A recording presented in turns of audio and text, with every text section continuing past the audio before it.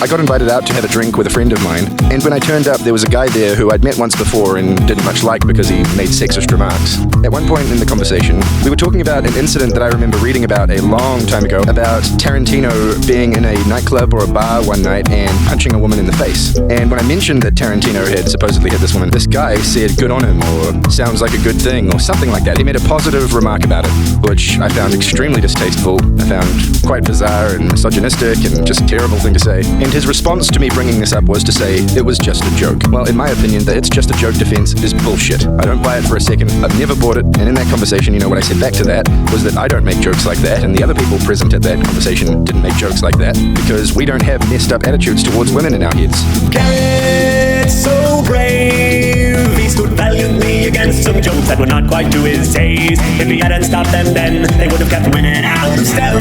I mean, probably in some convoluted way. I would never make a joke like that because it's just not in me to do that. And then I asked him if he would make jokes about Jews being pushed into ovens. And his response was, yeah, I probably would. Garrett, so strong. If only Germany had him, 6 million Jews would not be gone. He'd have stopped those Nazi folks by whining about their jokes, like he's probably already whining about this song.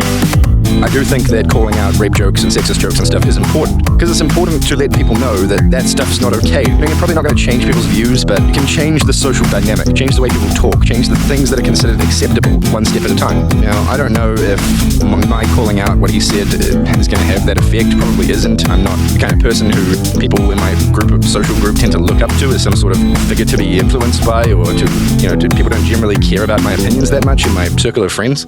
And so our hero, disheartened, sad and drained, realized that no one gave a shit when he complained. His valiant whining almost ended on that day, until his foe said something so wrong Garrett could not turn away.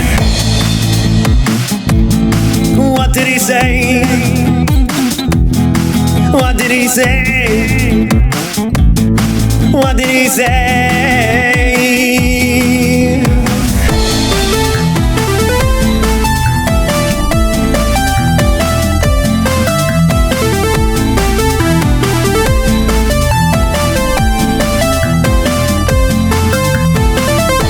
He said to me, "Do you like Brazilian pussy?" My response to that was, I don't like the word pussy. And then when he snickered at me after I said that, I responded to that by saying, I also don't like misogynists like you. Then he said, I don't like being called things I'm not. Almost no one with misogynistic views is happy with the label misogynist. So to me, him saying he's not a misogynist is utterly meaningless. It's not up to him. It's up to the people around him to judge what he says and does. We can't see inside his mind like he can, but he's not likely to be honest about that if he is a misogynist. So, from my point of view, the best judge of that is other people. Garrett, so brave, he will proudly lead the hordes against you if you misbehave. Though they cannot read your mind, they will still somehow decide whether you are secretly full of hate.